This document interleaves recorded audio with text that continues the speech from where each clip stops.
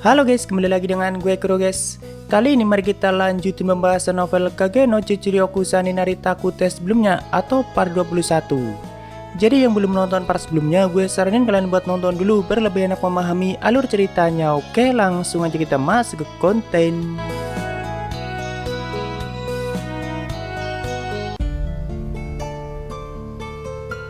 Setelah bertemu dengan Beta di ruang bawah tanah, Mary dan Claire melanjutkan penyusupannya dan segera menuju ke bagian atas menara Crimson.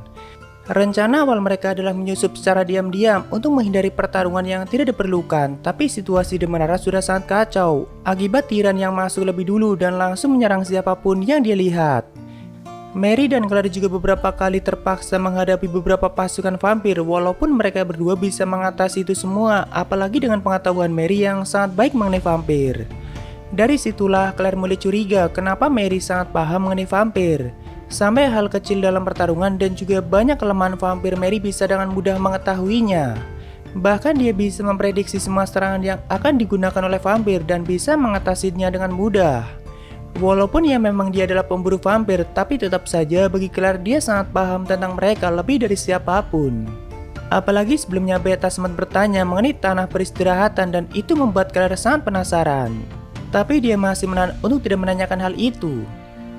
Setelah beberapa lama, mereka berdua melihat tiran yang baru saja membantai para vampir kuat dan akan memenggal salah satu komandan vampir terkuat. Harusnya di menara masih ada 3 komandan terkuat, tapi sepertinya 2 diantaranya sudah kena bantai oleh Tyrant, atau mungkin Yukime juga ikut mengalahkan diantaranya.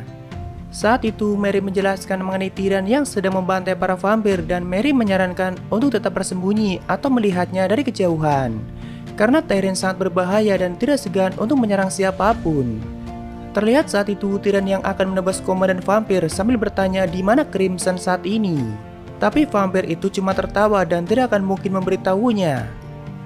Tiba-tiba semua tubuh vampir itu berubah menjadi kabut dan melepaskan diri dari cengkeraman tiran. Dan sesaat kemudian dia sudah ada di belakang tiran dan siap untuk menyerangnya. Tapi insting tiran yang sangat tajam bisa merasakan hal itu. Lalu dengan serangannya yang sangat brutal, dia berhasil melenyapkan komandan terakhir di menara itu. Mary bilang pada Claire untuk vampir kuat seperti tingkat komandan ke atas punya kemampuan untuk merubah semua tubuh mereka menjadi kabut, darah, dan juga punya tingkat regenerasi yang sangat tinggi. Tapi sepertinya semua itu tidak ada apa-apanya di hadapan kekuatan tiran yang sangat besar, karena sekali serangannya saja langsung menghancurkan jantung sang vampir dan itu adalah kelemahan utama mereka. Di sini Mary meminta Claire untuk tetap diam sampai menunggu tiran pergi, tapi ternyata dari kejauhan tiran bisa merasakan kehadiran mereka berdua dan tanpa basa-basi dia langsung membobol ruangan Mary dan Claire bersembunyi. Untung mereka berdua dengan cepat bisa langsung menghindarinya. Walaupun tiran tahu mereka berdua bukan di pihak vampir, tapi dia tidak peduli dan berniat menyerang siapapun yang dia lihat. Orang pertama yang tiran serang adalah Claire dan tentunya dia menyerang dengan sangat brutal, tapi karena serangannya yang kasar itu, Claire bisa dengan mudah menghindari setiap serangannya. Namun semakin lama gerakan tiran semakin cepat dan di saat Claire tidak punya kesempatan untuk menghindar, dia menangkis serangan tiran dengan pedangnya, tapi serangan itu terlalu kuat, sampai menghilangkan keseimbangan Claire. Lalu tanpa dia sadari, pukulan tiran sudah mengenai wajahnya dan tentunya itu pukulan yang sangat kuat. Tapi untung saja Claire masih bisa bertahan walaupun terlempar cukup jauh. Tyrant yang melihat itu juga cukup kagum karena biasanya kesatria yang menerima pukulannya tidak akan mungkin bisa bertahan. Bagi Tyrant cara bertarung para kesatria sihir itu sangat membosankan dan hampir semua teknik mereka itu sama. Makanya gampang sekali ditebak dan dikalahkan. Bagi Tyrant sebuah teknik hanyalah rantai untuk mengekang dan tidak akan bisa berkembang kalau masih bergantung pada teknik bertarung mereka. Di saat Claire masih percaya diri, tiba-tiba dia mengalami pendarahan hebat di kepalanya dan pastinya itu adalah efek dari pukulan tiran sebelumnya. Melihat itu Mary langsung maju untuk melindungi Claire, tapi dia juga bukan tandingan seorang tiran dan dengan sekejap tebasan tiran sampai merobek perutnya. Di sini mereka berdua sempat berpikir akan mati dan sudah tidak ada harapan lagi karena keduanya sudah terluka parah. Tapi tiba-tiba Mary meminta maaf lalu menghisap darah yang masih keluar dari mulut Claire. Kedua taringnya juga mulai tumbuh dan semua lukanya kembali pulih. Tentu Claire sangat bingung apa yang Mary lakukan, tapi tidak butuh waktu lama Claire mulai menyadari kalau ternyata Mary adalah seorang vampir. Terlihat dari mata merah dan kedua taringnya dan juga kekuatannya yang semakin meningkat setelah menghisap darah. Mungkin dia sudah sangat lama tidak menghisap darah manusia dan karena itu kekuatannya menjadi sangat lemah. Saat itu dengan kekuatan barunya Mary kembali menyerang Tyrion dan Tyrion juga menghadapinya dengan penuh semangat setelah menyadari identitas Mary yang sebenarnya. Tapi setelah beberapa lama mereka berdua beradu serangan, tetap saja kekuatan Tyrion terlalu besar sedangkan Mary masih terlalu lemah, mungkin sudah lama sekali tidak meminum darah manusia. Akhirnya Mary yang sudah terpojok tinggal menerima tebasan kuat dari senjata Tyrion yang sangat besar, tapi tanpa pikir panjang, Claire langsung melompat dan berusaha melindunginya. Walaupun dia tahu itu bisa menghilangkan nyawanya. Untung saja di saat yang bersamaan, Shadow yang sepertinya sedang buru-buru menendang tubuh Tyrion hingga melemparkannya sangat jauh, bahkan sampai terjatuh karena menembus dinding tangga. Sebenarnya itu sangat kebetulan guys, karena Tyrion menghalangi jalannya, jadi Shadow secara refleks menendangnya hingga terlempar dari atas menara. Di sini Claire melihat punggung Shadow dari belakang dan seperti sedang melihat kekuatan yang luar biasa, atau dia bisa merasakan kalau Shadow ada di level yang sangat berbeda. Tapi entah kenapa Claire merasakan ketenangan darinya dan itu sangat tidak biasa. Padahal Claire sama sekali tidak mengenalnya. Setelah mengatakan tidak banyak waktu lagi, Shadow kembali menghilang dari tempat itu. Namun dia baru saja menyelamatkan mereka berdua. Setelah itu mereka berdua saling menanyakan kondisi satu sama lain dan sepertinya mereka berdua masih baik-baik saja. Walaupun luka Claire masih belum pulih, tapi dia tidak mungkin menyerah sebelum menyelamatkan adik kesayangannya. Sebelum bertarung dengan Tyrion, mereka berdua sempat bertanya satu sama lain apakah ada rahasia yang mereka berdua sembunyikan. Karena sebelumnya Claire masih curiga dan sangat penasaran dengan identitas Mary yang sebenarnya. Begitu juga dengan Mary yang penasaran kenapa Claire sangat tertarik dengan kerasukan. Tapi sepertinya kali ini Claire sudah tidak perlu bertanya lagi dan sudah kelihatan kalau Mary adalah vampir. Tapi kenapa dia malah memusuhi vampir dan berusaha menghentikan kebangkitan Elizabeth? Dan kenapa dia menyembunyikan identitasnya? Tentunya Claire masih penasaran dengan hal itu, walaupun jika Mary tidak mau menceritakannya juga tidak apa-apa. Tapi mengenai kerasukannya, Claire menceritakan apa adanya pada Mary, walaupun saat ini sudah sembuh. Tapi Claire masih merasa takut jika suatu saat dirinya kehilangan kendali dan berubah menjadi monster. Setelah mengetahui Claire sangat percaya pada dirinya, bahkan tadi rela mengorbankan nyawanya, Mary memutuskan akan menceritakan semuanya mengenai tujuan dia, siapa Mary, dan kebenaran tentang Ratu Darah. Sebelumnya kan sudah diceritakan mengenai sejarah vampir di masa lalu. Nah, pada masa kejayaan mereka, Elizabeth dikenal sebagai leluhur vampir terkuat di antara yang lainnya dan punya julukan Sang Ratu Darah. Hampir semua negara saat itu dikuasai oleh vampir, sedangkan manusia hanya dijadikan hewan ternak dan diburu oleh mereka. Tapi kan tidak lama setelah itu manusia mulai bangkit dan gantian para vampir yang mulai diburu. Nah, Elizabeth dan para bawahannya berusaha melindungi wilayah yang sudah mereka kuasai dari dulu. Cuma bedanya wilayah yang dikuasai oleh Elizabeth sangat berbeda dengan wilayah kekuasaan vampir lainnya. Di situ manusia bisa hidup dengan bahagia tanpa takut dengan ancaman vampir. Intinya mereka bisa hidup saling berdampingan karena Elizabeth sendiri menolak gagasan untuk menjadikan manusia sebagai hewan ternak. Bahkan Elizabeth membuktikan kalau vampir bisa hidup tanpa harus meminum darah manusia. Tentu banyak vampir yang tidak setuju dengan hal itu, termasuk para bawahan Elizabeth sendiri. Tapi karena itu adalah aturan yang sudah dibuat, jadi mau tidak mau semua vampir yang masih mau tinggal di wilayah Elizabeth wajib mematuhinya. Mary adalah salah satu bawahan tertuanya, termasuk Crimson yang menguasai menara itu, walaupun mereka punya keyakinan yang berbeda. Cukup lama wilayah kekuasaan Elizabeth menjadi wilayah yang sangat damai, di mana manusia dan vampir bisa hidup saling berdampingan. Wilayah itulah yang dimaksud sebagai tanah peristirahatan dan itu adalah tempat impian Elizabeth sendiri. Semakin lama vampir tidak meminum darah manusia, tentunya mereka menjadi semakin lemah, tapi mereka mendapatkan keuntungan baru, yaitu bisa keluar di siang hari walaupun masih menggunakan payung.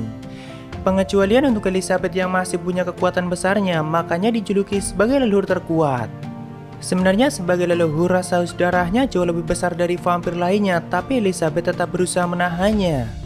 Nah, setelah tinggal cukup lama di tanah peristirahatan, akhirnya 1000 tahun yang lalu malam bulan merah segera tiba dan itu akan berlangsung selama 3 hari 3 malam. Selama itu juga rasa haus darah vampir akan menjadi semakin tinggi, apalagi untuk Elizabeth. Jadi dia memutuskan untuk mengurung diri di kastilnya bersama bawahannya yang lain. Tapi saat itulah Crimson memulai rencana liciknya, yaitu dengan mencampurkan darah manusia pada makanan Elizabeth tanpa Mary ketahui. Jika bukan di malam bulan merah, mungkin Ellie masih bisa menahan dan menyadarinya, tapi di malam itu semua instingnya seperti dibutakan. Alhasil kekuatan Elizabeth menjadi tidak terkendali dan membantai semua penduduk di wilayah impiannya itu. Termasuk para bawahannya juga mulai mengamuk karena memang dari awal mereka tidak pernah setuju jika manusia disetarakan dengan mereka. Kecuali Mary yang masih memegang teguh prinsip ratunya dan masih bisa menahan diri. Tapi dia sendiri tidak mungkin bisa menghentikan amukan Elizabeth. Selama 3 hari 3 malam amukan Elizabeth yang sangat mengerikan sampai memusnahkan 3 negara. Tapi setelahnya manusia berhasil memburu anak buah Elizabeth satu persatu. Sedangkan Ellie sendiri sudah melarikan diri ke tempat lain. Sudah tidak ada lagi yang bisa dia lakukan setelah itu dan semuanya telah musnah. Jadi Elizabeth memutuskan untuk mengakhiri hidupnya dengan menusuk jantungnya sendiri. Lalu meminta Mary untuk membuang sisa abunya ke lautan yang dalam supaya di lain waktu tidak mungkin bisa dibangkitkan kembali. Tapi entah bagaimana tusukan Elizabeth tidak mengenai bagian vitalnya dan itu membuat dia mengalami tidur panjang atau tidak benar-benar lenyap. Sebenarnya saat itu Mary punya kesempatan jika ingin melenyapkan Ellie selamanya. Tapi dia tidak punya keyakinan untuk melakukannya dan memutuskan untuk menyimpan sisa bagian tubuh Ellie di suatu tempat dan selalu menjaganya. Namun tanpa diduga, Crimson mengetahui hal itu dan berhasil mencuri tubuh Elizabeth lalu akan dia bangkitkan di malam ini. Karena Mary sudah tidak meminum darah manusia sangat lama, jadi di saat Crimson mengambil paksa tubuh Ellie, Mary tidak sanggup menahannya. Namun kali ini Mary sudah bertekad akan mengakhiri hidup Elizabeth untuk selamanya dan tidak akan membiarkan dia mengamuk untuk kedua kalinya. Setelah mendengar semua itu, Claire mengatakan, aku rasa tanah peristirahatan bukan hanya sekedar ilusi dan kenapa kita tidak menyelamatkan Elizabeth saja. Awalnya Mary ragu untuk melakukan hal itu dan tentunya dia sangat takut jika ratunya kembali mengamuk karena itu hanya akan memberikan penderitaan dan penyesalan untuknya. Tapi setelah mendengar banyak masukan dari Claire, dia mulai yakin kalau masih ada kesempatan untuk menyelamatkan ratunya. Tentunya Mary juga akan membantu Claire menyelamatkan adiknya. Ya intinya di sini mereka berdua menjadi semakin dekat dan punya tekad baru untuk sama-sama berjuang demi orang yang mereka sayangi. Lalu kita mundur sedikit tepatnya sebelum Shadow datang menyelamatkan mereka berdua guys. Sebelumnya kan dia masuk ke ruang harta karun dan ternyata di sana banyak sekali benda berharga yang bisa dia ambil. Tapi tidak mungkin untuk mengambil semuanya, jadi Shadow hanya mengambil harta dengan total 100 juta zeni. Dan itu adalah jumlah maksimal yang bisa dia sembunyikan di balik kostumnya. Ya pokoknya bagi dia itu udah cukup membiayai hidup selama ratusan tahun ke depan. Kalau memungkinkan ya jelas akan dia bawa semuanya. Cara Shadow menyembunyikan hartanya itu sama dengan metode Epsilon saat menambahkan bagian tubuhnya. Jadi diselipin di semua bagian tubuhnya gitu guys. Nah karena tidak mau melewatkan panggung utamanya, dia buru-buru menuju ruang utama Menara Crimson.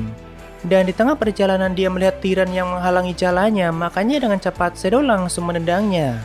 Lalu melihat kakaknya yang masih baik-baik saja, dia kembali melanjutkan perjalanan. Saat itu di ruang utama Crimson baru saja melakukan pembangkitan untuk Elizabeth, yaitu dengan memindahkan jantung Elizabeth ke tubuh pria muda yang siap menjadi tumbalnya. Hanya tinggal menunggu waktu sampai dia bangkit sepenuhnya. Tapi Crimson paham di saat ratunya bangkit, pasti dia akan langsung mengamuk dan menyerang siapapun, makanya Crimson berusaha menjauh dan keluar dari ruangan itu. Tapi dia malah bertemu dengan Shadow dan tanpa basa-basi Shadow langsung menebas tubuhnya menjadi dua. Cuma Crimson masih bisa beregenerasi, namun Shadow kembali menebasnya lalu memotong kepala lengan dan kakinya. Karena saking cepatnya serangan Shadow, tingkat regenerasi Crimson sampai tidak mampu mengikutinya dan akhirnya Shadow menyerang jantungnya secara langsung. Tentunya itu membuat Crimson lenyap untuk selamanya. Bahkan dia tidak punya kesempatan untuk melawan balik atau melarikan diri. Mungkin karena saking buru-burunya Shadow yang tidak mau kelewatan panggung utamanya yaitu melawan bos terakhir. Setelah itu Shadow membuka peti mati di ruangan itu dan ternyata isinya kosong. Padahal dia sudah menyiapkan pose lainnya. Dia mulai panik dan bertanya-tanya kemana bos terakhir yang harusnya aku lawan. Sedangkan di ruangan itu hanya ada pria muda yang sudah tergeletak. Dan tidak mungkin dia adalah Ratu Darah. Akhirnya Shadow yang kebingungan pergi lagi ke suatu tempat dan nantinya dia akan kembali jika sang Ratu Darah sudah ada atau sudah muncul. Mungkin dia pergi ke ruang harta lagi guys. Tak lama kemudian Mary dan Claire sampai di ruangan itu dan tanpa pikir panjang, Claire yang melihat tubuh pria muda seperti Cid langsung memeluknya dan menangis. Tapi ternyata setelah dia lihat lagi, dia bukanlah Cid. Namun Claire terlambat untuk menyadarinya dan tangan dari pria muda itu sudah menembus tubuhnya. Tidak hanya itu, dia menghisap darah Claire di bagian leher lalu melemparkannya. Sebelumnya jantung Elizabeth sudah dipindahkan dan itu sudah waktunya bagi dia untuk bangkit guys. Perlahan tubuh anak itu mulai berubah menjadi seorang wanita loli yang sangat cantik dan dialah sang Ratu Darah Elizabeth. Mary yang panik berusaha menyelamatkan Claire, tapi kekuatan Ellie saat itu terlalu mengerikan. Untung saja Beta bersama 3 anggota Shadow Guardian lainnya segera datang dan menghadapi amukan Elizabeth. Oh ya, gue ralat sebelumnya, yang datang bukan cuma Beta, Rose, dan nomor 665, tapi 664 juga ikut dalam misi, guys. Tentunya melihat Claire yang terluka parah, Beta mulai panik dan merasa sangat bersalah karena tidak mampu melindungi kakak dari tuannya. Cuma saat itu Ellie masih mengamuk, jadi Beta harus menghadapinya terlebih dahulu. 3 anggota yang lain juga sudah siap dalam posisinya masing-masing, dan begitu Beta maju menyerang, mereka bertiga saling berkombinasi menciptakan serangannya masing-masing. Dan tanpa butuh waktu lama, semua senjata mereka bertiga berhasil menancap di tubuh Elizabeth. Walaupun itu masih belum cukup untuk melukainya, malah senjata mereka bertiga seperti ditahan dan kesulitan untuk mengambilnya. Beta tahu musuhnya kali ini sangat kuat dan tidak mungkin mengalahkannya tanpa menggunakan kekuatan penuh. Bahkan dibantu dengan 3 anggota lainnya, Beta masih ragu apakah bisa mengalahkannya karena semakin lama kekuatan Elizabeth semakin meningkat. Tak lama kemudian 3 anggota lain berhasil mencabut senjata mereka, sedangkan tentakel darah mulai menyelimuti tubuh Elizabeth dan menciptakan kostum merahnya. Tanpa diduga, Tyrion dan Yukime juga datang ke tempat itu dan memberikan bantuannya. Tentu Beta tidak mungkin menolaknya mengingat musuhnya kali ini sangat kuat. Akhirnya mereka berlima menyerang Elizabeth dari semua sisi, tapi kecepatan tentakel darahnya masih bisa memblokir semua serangan itu. Semua orang tampak kagum dengan kekuatan Elizabeth, tidak heran dia mampu menghancurkan 3 negara dalam 3 hari 3 malam. Saat itu Elizabeth menciptakan gumpalan darah di sekelilingnya dan Beta yang menyadari hal itu langsung memasang badan untuk melindungi Claire. Dengan cepat gumpalan darah itu berubah menjadi serangan yang sangat kuat, yaitu hujan darah yang sangat tajam dan menyerang ke segala arah. Tentu Beta mengalami luka yang tidak ringan akibat serangan itu dan sepertinya darah Ellie yang mengenai tubuhnya berusaha membangkitkan kerasukan dalam diri Beta. Jadi seperti bereaksi gitu guys, cuma belum dijelaskan secara detail apa maksudnya. Begitu juga dengan Claire yang sempat terkena darah Ellie juga mengalami perubahan dalam tubuhnya. Saat itu Claire seperti dibawa ke alam bawah sadarnya dan bertemu dengan wanita cantik yang baru kali itu dia temui, yaitu Aurora. Tentunya Claire tidak memahami apapun dan siapa wanita yang dia lihat. Tapi di sini Aurora menjelaskan banyak hal yang tidak Claire pahami dan mengatakan, "Aku akan membantumu karena kau punya hubungan dengan orang itu," atau cheat yang dia maksud. Cuma Aurora sengaja tidak mengatakan nama cheat, tapi mengatakan nama Shadow. Namun di sisi lain, kekuatan dalam diri Claire mulai bangkit akibat reaksi dari darah Elizabeth yang tercampur dalam tubuhnya. Nah, akibat hal itu saat ini, Aurora bisa meminjamkan sedikit kekuatannya karena di dalam diri Claire juga mengalir darah iblis Aurora atau sama aja kerakusan, ya simpelnya seperti itu. Tanda aneh di tangan Claire juga mulai muncul dan itu adalah tanda kebangkitannya. Walaupun Claire masih bingung, tapi dia akan meminjamkan tubuhnya. Saat itu tiba-tiba Claire mulai bangkit dan semua lukanya kembali pulih. Tidak hanya itu, warna matanya juga berubah menjadi ungu seperti Aurora dengan aura dahsyat yang menyelimutinya. Karena memang Aurora yang sedang mengendalikannya. Di sisi lain Elizabeth kembali melancarkan hujan darahnya, tapi dengan mudahnya serangan itu bisa Aurora hentikan, bahkan diubah menjadi kabut darah lalu gantian menyerang tubuh Elizabeth. Tubuh Elizabeth seperti diserang dari dalam dan menciptakan tombak darah dari dalam tubuhnya sendiri. Tentu itu menyebabkan kerusakan yang cukup fatal dan menghancurkan sebagian tubuhnya. Lalu Aurora mengatakan, "Itu adalah darahku sendiri." Mungkin maksudnya adalah darah yang sebelumnya Ellie hisap dari tubuh Claire dan Aurora bisa mengendalikannya dengan mudah. Bahkan dia menariknya kembali untuk menciptakan sabit besar yang menjadi senjata andalannya. Sedangkan Ellie yang terluka parah kembali pulih dan kekuatannya juga masih terus meningkat.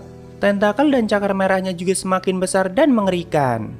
Akhirnya mereka berdua bertarung kembali dengan sangat cepat, tapi setelah beberapa lama sepertinya tubuh Claire sudah mencapai batasnya.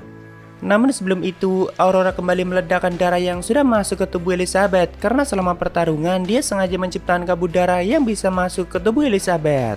Serangan itu sampai membuatnya mengerang kesakitan, namun Claire sudah mencapai batasnya dan kembali ke diri dia sebelumnya. Sedangkan Elizabeth semakin mengamuk dan semakin kuat, entah sampai kapan kekuatannya akan terus meningkat. Untung saja di momen itu Shadow datang dengan sangat keren dan siap menghadapi bos terakhir seperti yang dia rencanakan. Tanpa basa-basi keduanya bertarung dengan sangat sengit, tapi entah bagaimana Beta merasa tubuh tuannya menjadi sangat besar. Bahkan cara bertarungnya juga sangat berbeda, misal biasanya Shadow bisa menghindari serangan cepat apapun dengan sangat mudah tanpa perlu menangkisnya. Tapi kali ini Shadow seperti kesulitan untuk menghindar. Tentu Beta bertanya-tanya ada apa dengan tuanya. Tapi akhirnya dia menyimpulkan kalau ternyata tuanya bertarung sambil melindungi semua orang di belakangnya termasuk Rose dan Claire yang sudah terluka. Makanya dia tidak mau menghindar. Padahal sebenarnya dia kesulitan bergerak karena banyaknya koin di dalam kostumnya guys. Tapi walaupun begitu, semua serangan darah Elizabeth masih bisa dia blokir semuanya. Sampai akhirnya Ellie membelah tubuhnya menjadi 3 atau menciptakan 2 Elizabeth lainnya dan itu adalah salah satu kemampuan spesialnya. Kali ini Shadow semakin kesulitan untuk menghindar dan akhirnya dia terlempar cukup jauh akibat serangan dari tentakel darah yang sangat banyak. Tentu Beta yang melihatnya sangat panik, tapi tak lama kemudian Shadow kembali lagi dengan kecepatan yang tentunya sangat berbeda. Karena dia sudah mengurangi koin di dalam kostumnya dan hanya menyisakan sebagian. Beta juga sempat melihat kenapa ada banyak sekali harta karun di tempat Shadow terjatuh tadi. Namun setelah melihatnya kembali, dia merasa tubuh besar tuanya sudah kembali semula dan tentunya kali ini dia bisa dengan mudah menghindari semua serangan Elizabeth. Bahkan pertarungan keduanya sulit untuk dilihat oleh semua orang di tempat itu. Hanya Beta yang masih bisa mengikuti gerakan mereka.